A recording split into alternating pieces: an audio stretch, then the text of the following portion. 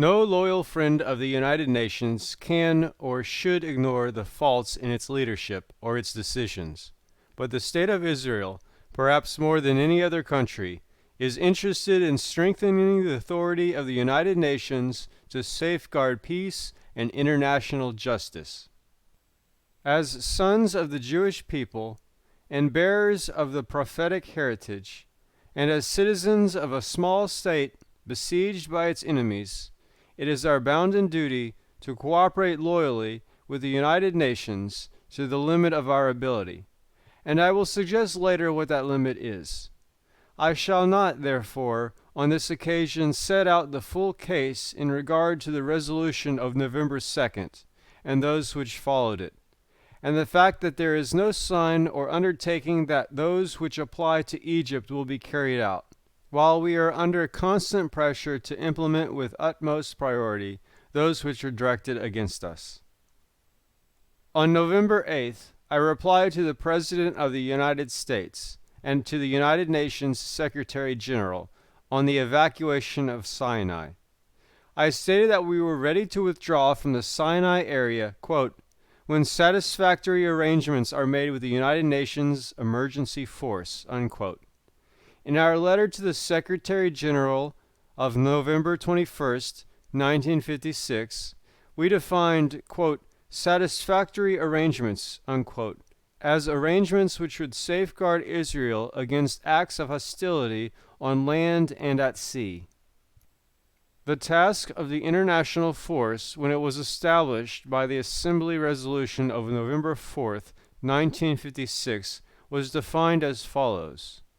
Quote, to secure and supervise a cessation of hostilities, unquote.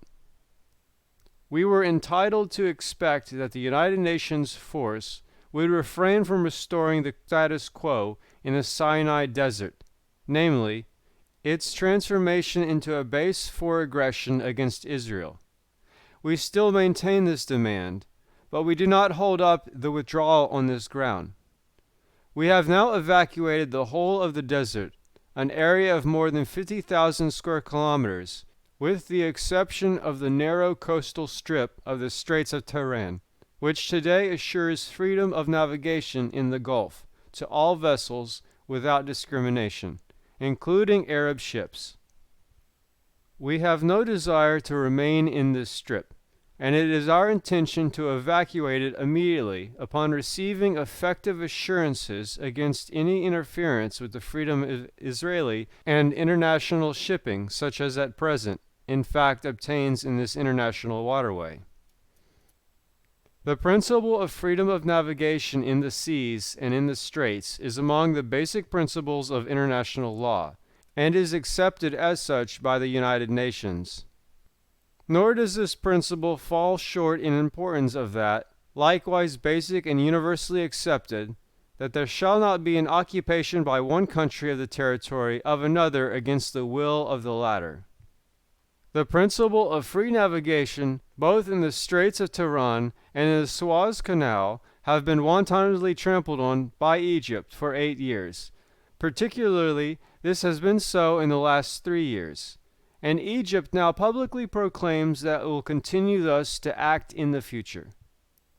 The coast of the Straits, like the greater part of the Sinai area, is a desolate desert, waterless and uninhabited, and until the boycott and blockade was organized by the Arab League, no Egyptian force was stationed in the Sharm el-Sheikh Bay.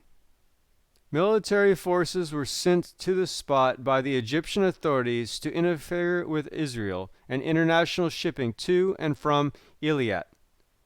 This act of hostility was a violation of the United Nations Charter, the Security Council resolution, and the General Armistice Agreement, but it continued for years without the United Nations taking any measurable actions to stop it.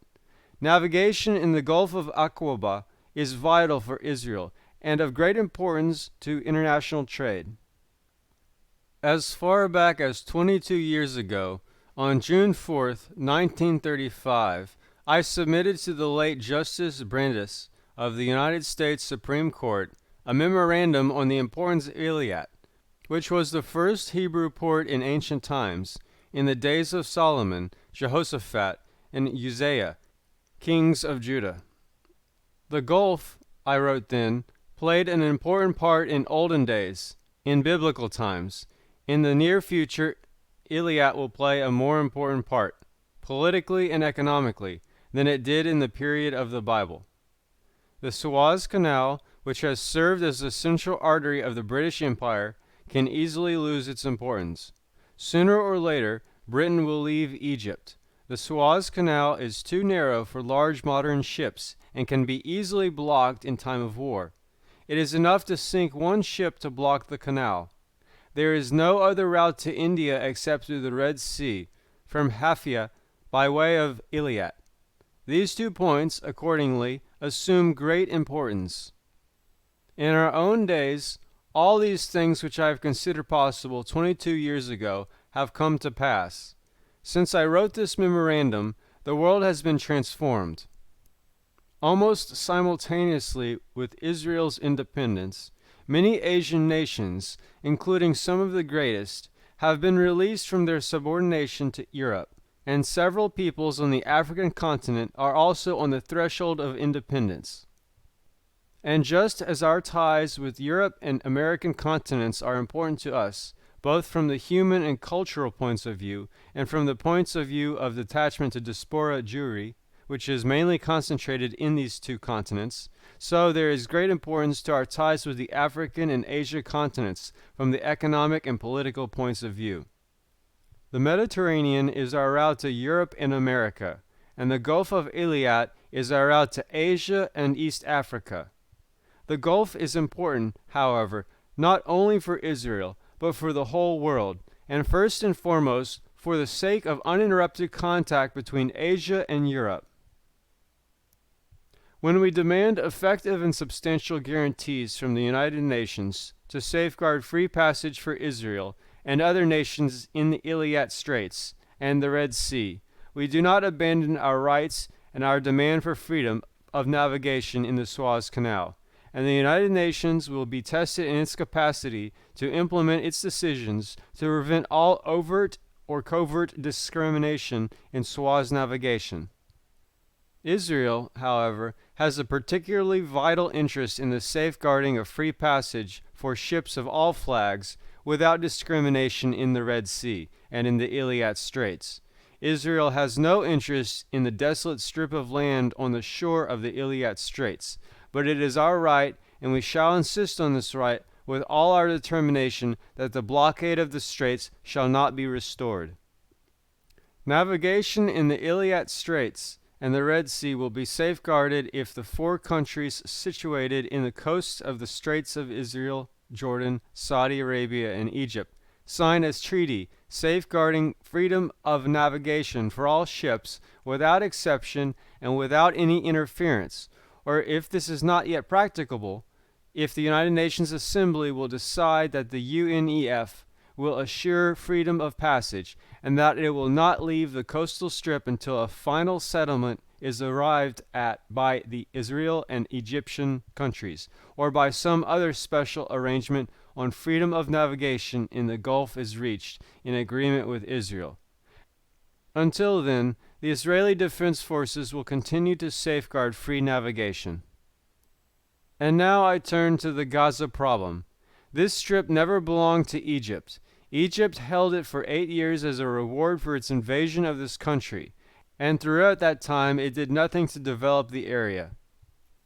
As for the armistice agreement with Egypt, which was signed 8 years ago, as a transitional stage to a permanent peace, the Egyptian dictator has violated its principles and purposes, and by his repeated declarations that there is a state of war between Israel and Egypt, he has distorted the essence and the aims of the agreement. He has exploited it as a smokescreen to cover up his murderous attacks against the people of Israel and his implacable blockade of Israel on land, at sea, and in air. It was from the Gaza Strip that the Fidian units were dispatched to Israel, and bands of murderers and saboteurs were organized in other Arab countries as well. Thus, the agreement was transformed into a harmful and dangerous fiction, which only assisted an Egyptian ruling junta in its malevolent designs. Any return to this agreement means a return to murder and sabotage.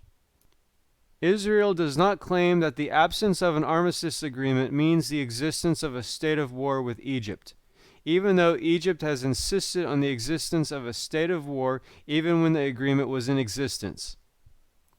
Israel is prepared to confirm its position on this by signing immediately with Egypt an agreement of non-belligerency and mutual non-aggression. But the armistice agreement, violated and broken, is beyond repair. The position in the Gaza Strip is unique, and no United Nations force would be, by its very character, able to prevent the organization of Fidayun by the Egyptian authorities in this area, and their employment in Israel territory. The entry of the United Nations force into the Strip will result in a deterioration in the security position of the Israeli settlements along the Strip, and, in fact, everywhere within Israel's limited area. At the same time, the Strip would be cut off from all possibility of economic development, and the refugees would once again be abandoned to Egyptian incitement, which will be reintroduced directly or indirectly. Out of consideration for the position taken by the Assembly, Israel has no intention of maintaining armed forces in the Gaza Strip, but for the good of the inhabitants of the area and their neighbors outside of it, Israel must remain in the Strip while a suitable relationship should be established between the Israeli administration and the United Nations. The administration will maintain the internal security of the Strip by means of police, will continue to develop self-government among the population in town and village, and will continue to ensure public services in health, education, electricity, irrigation, communications, agriculture, trade, and industry. Israel will make all possible and necessary efforts to lift the 6,000 destitute residents of the Gaza Strip from their present miserable condition and to help to secure them for decent conditions of existence and a reasonable standard of life. The Israeli administration in Gaza will be a pilot plant of the Israel-Arab cooperation in contact with the United Nations. Israel is well aware of the problem of the refugees in Gaza, which is part of the problem of the Arab refugees in general. There is perhaps no sphere in which the moral failure of the Arab states has been so clear in the last 8 years as this sphere of their attitude to the Arab refugees. While Israel has absorbed within a small, impoverished, and devastated country hundreds of thousands of refugees, half of them remnants from the victims of the Nazis, and half Jewish refugees from Arab countries, the Arab countries, including some possessing extensive and sparsely populated territories, have refused to settle the Arab refugees, so that they might exploit them as a political weapon against Israel. The Gaza Strip was the critical point in regard to the matter of security, the continuing economic crisis of its inhabitants, and the problem of the refugees. An Israeli administration with United Nations assistance would be in position to solve all three problems. Instead of continuing the nightmare which has existed under Egyptian rule, the Gaza Strip could become a beacon of light for the entire region. For the first time in 8 years, there is peace in the Strip and its vicinity, and relations of mutual help exist between our southern villages and the Strip. For the first time in 8 years, economic projects for its development are being worked out, and now the incitements and undermining activities of the Egyptian dictatorships within the Strip have been terminated. The United Nations can make a serious approach to the solution of the refugee problem in cooperation with the refugees and with Israel's assistance. The restoration of Egyptian influence, directly by a return of the Egyptian army, or indirectly upon the entry of the UNEF, is likely to block and eliminate all constructive prospects, and the Strip would revert to lawlessness in its own misfortune and that of adjacent areas. The heavy security burden that rests upon Israel and its deep interest in the development of the area and in a solution of the refugee problem make it necessary for it, while maintaining a relationship with the United Nations, to carry on with the administration of the Strip. The government of Israel appeals to the United Nations to prepare a plan for the permanent settlement of the refugee problem, including the Gaza refugees. The government of Israel will continue to the best of its ability to the solution of the problem.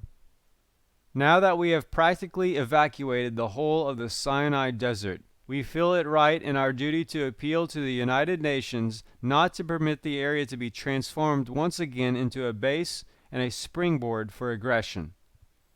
Apart from 2 or 3 non-Egyptian centers, there was no center of population in the Sinai desert. Even after the area was taken away from the Ottoman Empire by the British government and handed over to Egypt, that country never considered the Sinai desert a place for settlement and has not accomplished in decades what Israel has done in a few years in the Negev desert. Egypt has not even attempted to settle a single Arab refugee in the few oases of Sinai. The government of Israel therefore appeals to the United Nations to demilitarize this desert, so as to prevent for the future all hostilities between Israel and Egypt.